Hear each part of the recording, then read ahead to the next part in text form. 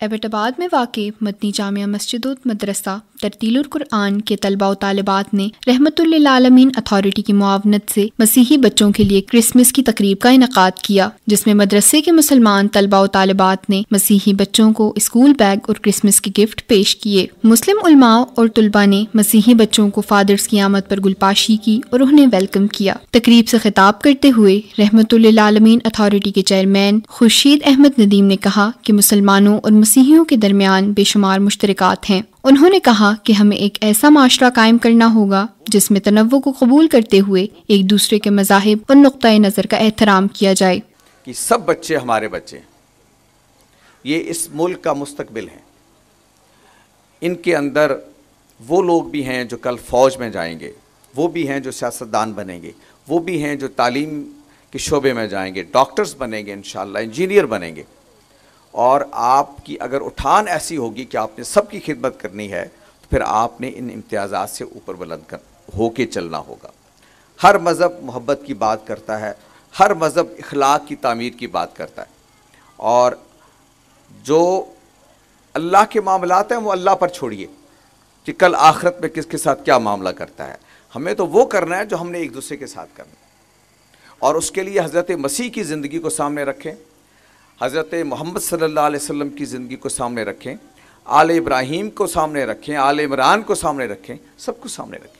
تقریب سے خطاب کرتے ہوئے مسجد کے امام اور معروف عالم دین مولانا سید اکبر علی شاہ نے کہا کہ اس قسم کی تقاریب کا دائرہ وسیع ہونا چاہیے۔ آج اس موقع پر میں بے حد خوشی کا اظہار کر رہا ہوں کہ اللہ پاک نے ہمیں ایک جگہ مل بیٹھنے کی سعادت نصیب فرمائی ہے، اور اللہ تعالی ہمارے سینوں کے اندر محبت، اخوت، ہمدردی اور ہر اچھائی کی جذبات کو ہمیشہ خان دائم رکھے۔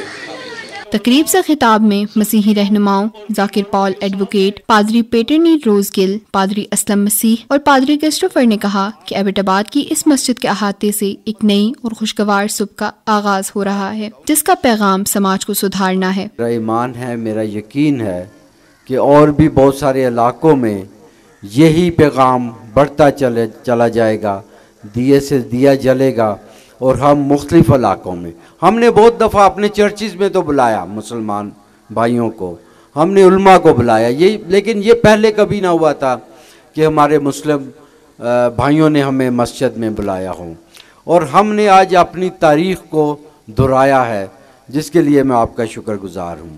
یقین جانے کہ اکٹھے وہ لوگ مل کر بیٹھ سکتے ہیں جن کی زندگیوں میں امن ہے۔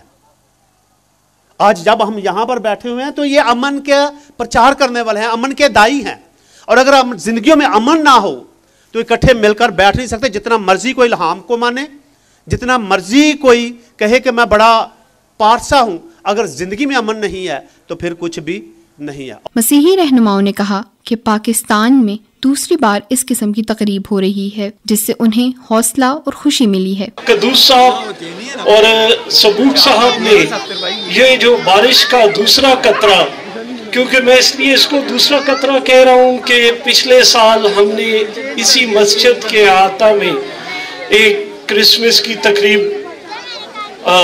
مل کر منائی تھی، اور آج یہ دوسرا، اور میں خراج تحسین پیش کرتا ہوں ان کو کہ انہوں نے اس سلسلے کو برقرار رکھا۔ تقریب سے خطاب کرتے ہوئے معروف صحافی اور تقریب کے منتظم سبوق سید، رحمت للعالمین اتھارٹی کے ڈائریکٹر ظفر محمود ملک اور معروف اسکالر وقاص خان نے کہا کہ مسیحیوں سمیت دیگر مذاہب سے تعلق رکھنے والے افراد نے قیام پاکستان سے لے کر استحکام پاکستان تک بے شمار خدمات اور قربانیاں دی ہیں، جنہیں نصاب میں شامل کر کے نئی نسل کو ان کی کارناموں سے آگاہ کرنا چاہیے۔ پاکستان سے اکثر اوقات ایسی خبریں باہر جاتی ہیں جو یہ بتاتی ہیں کہ پاکستان کا چہرہ خوبصورت چہرہ نہیں ہے، یہ بڑا بدنما اور بگڑا ہوا چہرہ ہے۔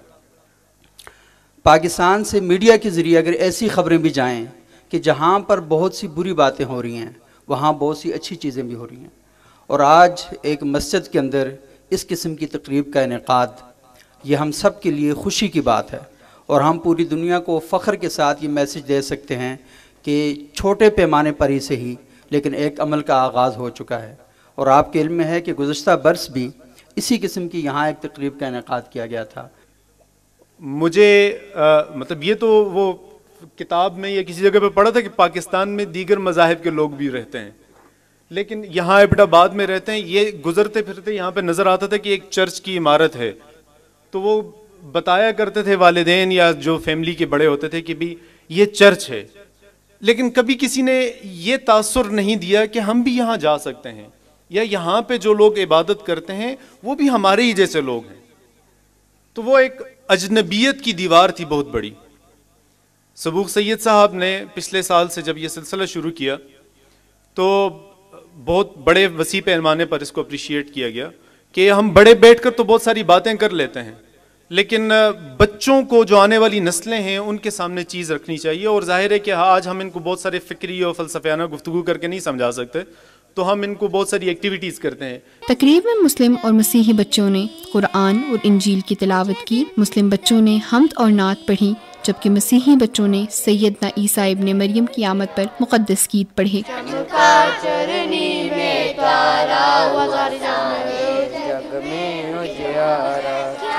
تو نے اتنا بھر دیا ہے، تو نے اتنا بھر دیا ہے، کشکول بھرتے بھرتے، کشکول بھرتے بھرتے، میرے سونے سونے گھر میں، میرے سونے سونے گھر میں، کبھی رونق عطا ہو، کبھی رونق عطا ہو۔ مدرسے کی طالبات حلیمہ موسیٰ، اشمل شاہد، آئینہ مہتاب اور ایمن ارشاد نے مسلم مسیحی تعلقات کے فروغ پر تقاریر کی۔ They all came from Allah subhanahu wa ta'ala to teach us right from wrong. A creative way to teach Muslim kids about Christianity. Learn this.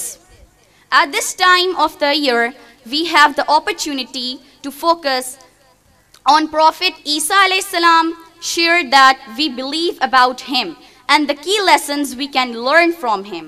I like to share 2 main points with you. Number 1, just as Prophet Muhammad sallallahu alaihi wasallam brought the Holy Quran, Quran Majid, Prophet Isa alayhi salam also brought revelation from Allah subhanahu wa ta'ala. We believe in this guidance called Injil. Number 2, we have to respect all religions and beliefs because they all are provided from Allah subhanahu wa ta'ala. As we know that after Christianity, Islam is the most popular religion worldwide. So today, I'm going to share some similarities between Muslims and Christians. The two largest world religions both believe on one God, Allah Almighty. Both religions rely on prophets such as Hazrat Ibrahim alayhi salam, Hazrat Musa alayhi salam, and Hazrat Isa alayhi salam, and have a book as their main written source. The Bible for Christians and the Holy Quran for Muslims. Christians and Muslims both believe that hell and heaven are two real places. Both faiths believe on afterlife. We all know the popular Christmas carols. تقریب کے اختتام پر مسلم بچوں نے مسیحی بچوں کو خود کھانا پیش کیا اور انہیں اسکول بیگ اور کرسمس کے گفٹ پیش کیے۔